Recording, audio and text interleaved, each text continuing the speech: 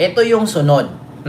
Speaking, mga kababayan, kapag ka na-impeach si Sara or ita-trial na ngayon sa Senate or sa Senado, forthwith, sabi nga nung pare kanina, sana i-forthwith na agad, ita-trial na. So, ibig sabihin ng trial, imbestigahan na yun isa-isa. Kakalkalin na yun isa-isa. I-inspeksyonin na yun isa-isa.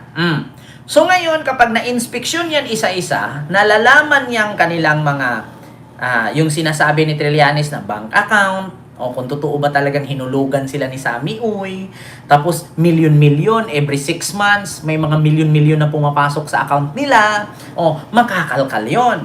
O, tapos, pagkatapos nun, dito na naman tayo sa Pogo, doon sa, sabi nga ni Ramil Madriaga, tumatanggap daw si Sara ng pera mula sa drug lord at sa Pogo. Kung yun ay magkakatotoo at lahat ng mga pinunta ni Ramil Madriaga, 'di ba? Na mga lugar na hinahatiran di umano.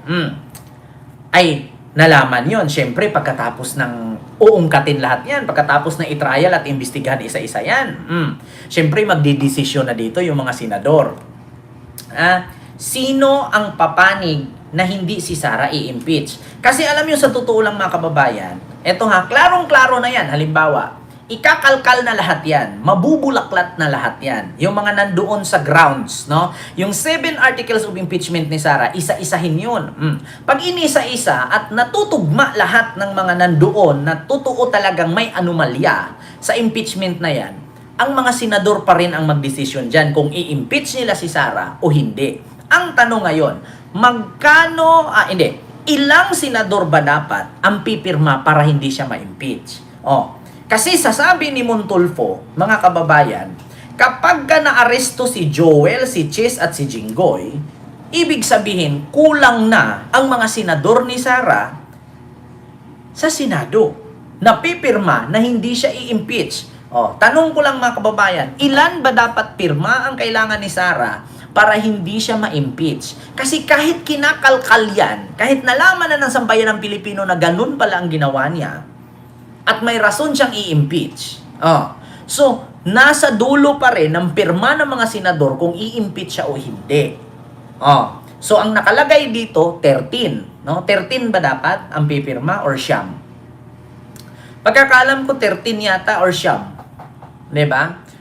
So, ngayon mga kababayan, ang tanong, 13 na pirma. Ngayon, isa-isahin natin. Kasi sabi ni Montulfo, kapag nakulong or inaristo si Jinggoy, si Joel at si Chis, so, 3 na agad ang nalalagas.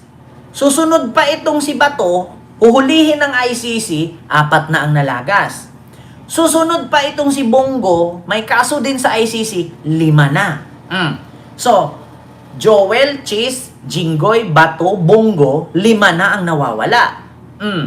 So ngayon, dapat 13 ang kukunin. So, Aimee, Robin, Cayetano, Alan, Pia. Tapos sino pa? Marcoleta. 5 na lang. Kasi natanggal na yung 5 niya. Kasi sila ang magiging senator judge dyan eh. So, ang kailangan ni Sara is 13 pirma para hindi siya ma-impeach. Ang problema lang, paano niya iabot ng 13 pirma kung ang pagpaplano nga nilang palitan si Tito Sen kay Loren Legarda, hindi nga umabot 13 ang pirma kasi wala si Bato. Diba? Yun ang sabi ni Montulfo. Ito mga kababayan. Ito ang sabi ni Montulfo ngayon, mga kababayan. So, paano si Sara maligtas kung ang kanyang mga senador dyan sa Senado ay kulang na? Lalo na't lalo na kapag naaresto pa, imposible naman si Bato pupunta pa dyan at pumirma. Walang karapatan si Batong pumirma kung hindi siya kasali dyan sa hearing. Kasi dapat magsusuot yan sila nung pulang yung magsuot sila nung pulang yung parang sa graduation. Anong tawag doon mga kababayan? Parang toga. Di ba? Magsusuot yan sila eh. So, ang may karapatan lang pumirma 'Di ba? Ay yung mga nandyan present. So imposible si Bato present diyan. Yung red robe, 'di ba? Yung pulang robe ba 'yun? Robe ang pagbasa niyan. 'Di ba? Imposible naman kasi walang karapatan si Bato na ipahatid ni Sara yung papel para pipirma si Bato. Kailangan kasi present si Bato diyan eh. Ang tanong, si Bato ba present? Diyan pa lang kay Bato, wala na siyang makukuhang pirma dyan. Kasi bakit? Wala si Bato eh. So ngayon, ang sabi ni Ramon Tulfo, mababawasan ang senator judge na pro Sara. So ito na. Pilipinas Today. Ayan. Ito ang komento ng veteranong broadcaster na si Ramon Tulfo hingil sa posibilidad na pagkakaaresto ni na Senator Joel Villanueva, Jinggoy Estrada at Francis Chis Escudero kaugnay sa maanumalyang flood control scam. That is, if the House of Representatives elevates the impending impeachment case against Vice President Sara Duterte to the Senate. Mababasa po sa post ni Tulfo nitong linggo, Pebrero 8, malapit nang arestuhin sina Joel, Jinggoy at Chis. Dagdag pa ni Tulfo, nako, kapag naaresto sina Joel Villanueva, Jinggoy Estrada at Chis Escudero, mababawasan ang senator judge ni Sara. Nako po. Ayan na nga. Isabi nga ni Boying, huwag kang mag-alala, Tito Sen.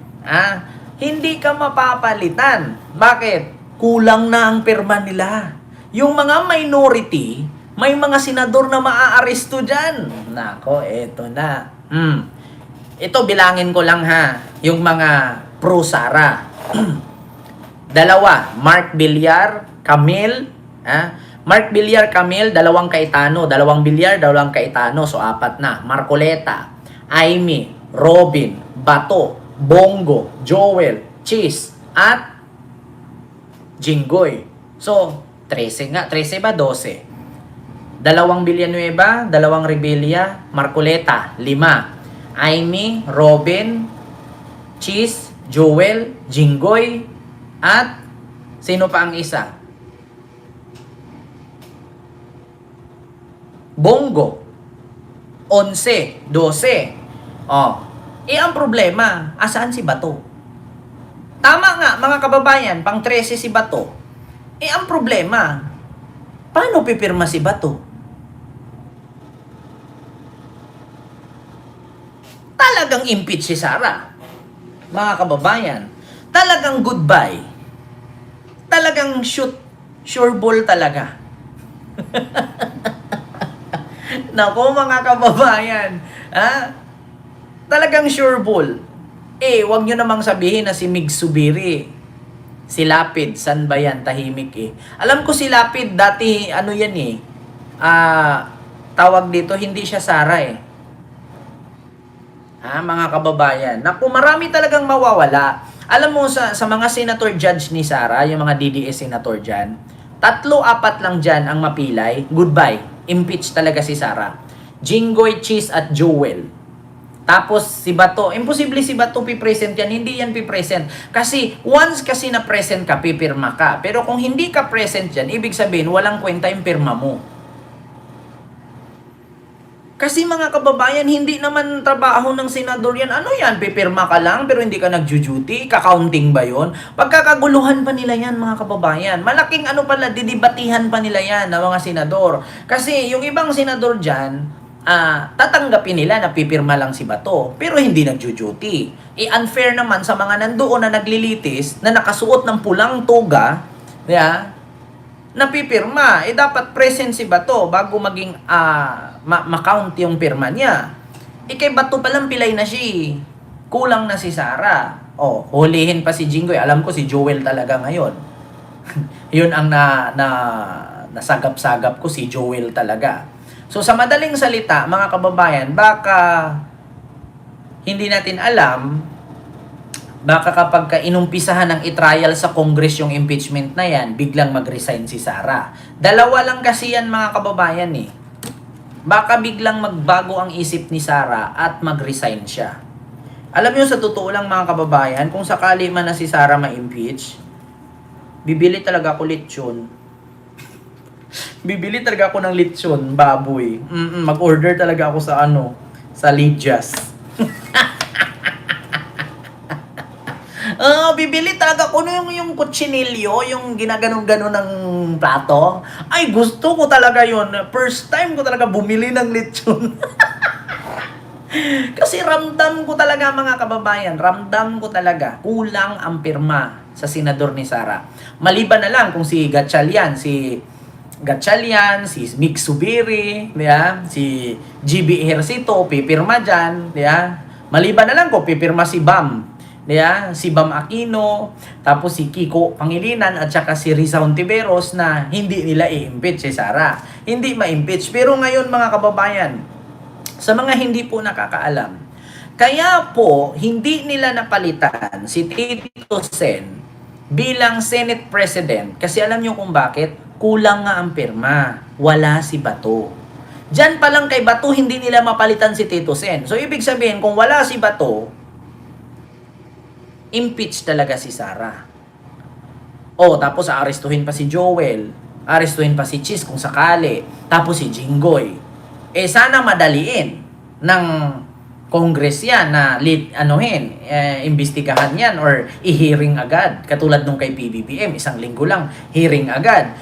Kung tagal-tagalan pa ng Senate yan, ng Congress yan po, tangina, umaayos na yung inaantay na lang yung resolution kay Joel. Nako, kung ang resulta ng DOJ nun or ng Sandigan Bayan ay maglabas na ng warrant, putang ina, 2 na kulang ni Sara. Bingo! Bingo talaga, mga kababayan. Alam nyo, ang pinaka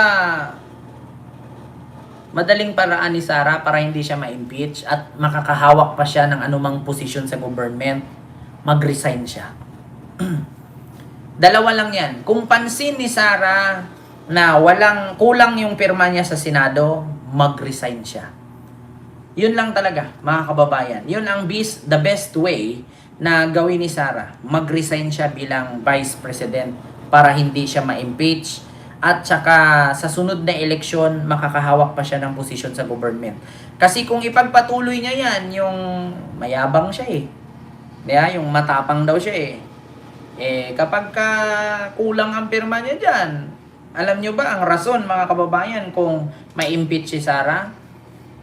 Once na ma-impeach siya, isa po, trivia ito, mga kababayan. Alam ninyo ito. Una, kapag na-impeach siya, mapapalitan siya. Either si Tito Soto or si Buji D. House Speaker at Senate President ang papalit sa kanya. Either si Tito Sen or si Buji D. Or, meron pang isa, si PBBM mismo ang maghanap ng gusto niyang gawing Vice President niya at pabubutuhan niya sa Senate at sa Congress. Kung ano ang desisyon ng mga senador at ng mga congressman, mananalo ang gusto ni PBBM. Pero alam kong hindi gawin ni PBBM yan. Bakit? Ayaw ni PBBM na masabihan siyang gahaman sa kapangyarihan. So ang mangyari dyan, 2 lang, Tito Sen at Buji D.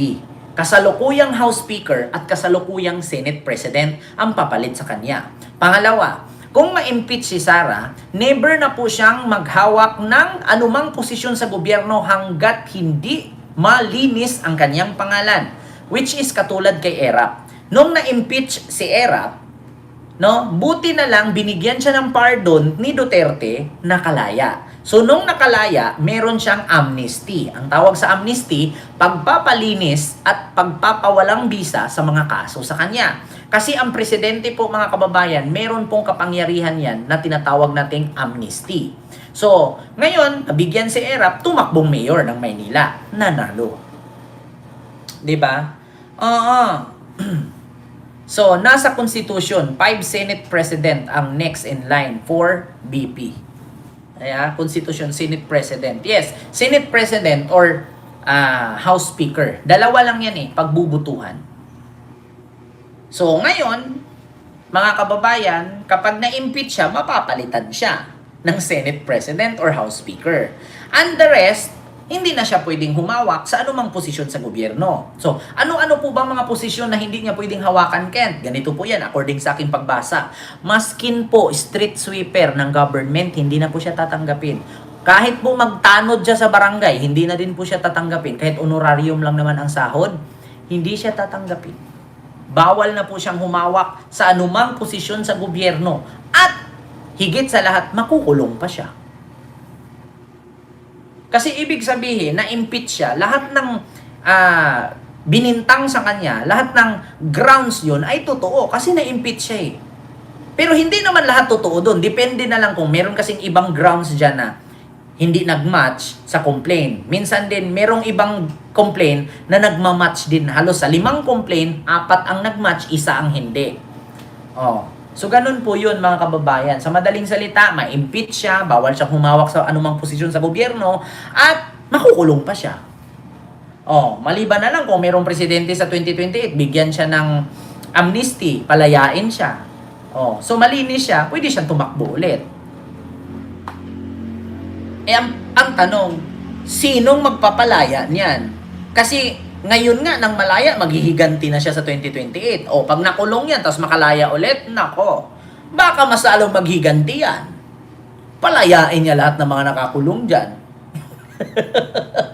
Wala talaga mga kababayan. Walang may gustong magpapalaya niyan. Makulong talaga yan. Forever. Oo, kasi kung makahawak sa posisyon ngayon sa presidency, ay liberal senators, or liberal politician, putang ina, hindi na nila pakawalayan si Sara. Totoo yan. Kung liberal senators or kakamping ang makahawak sa 2028 presidential position, putang ina, goodbye Sara. Hindi talaga siya palalayain. Magdasal sila na hindi manalo ang kakamping politician sa presidential race ngayong 2028. Pero kung kakamping ang maging presidente, putang ina, bulo ka dyan.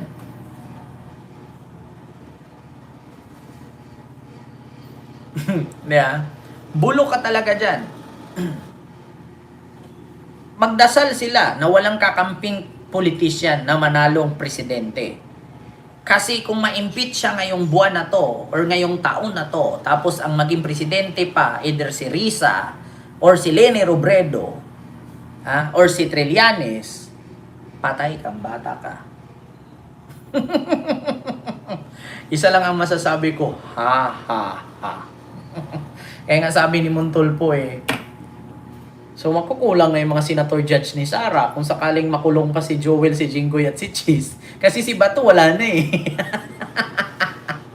Hindi talaga kasi malaking sagabal si Sara sa kanila. Totoo yan, Sir Celso Pineda.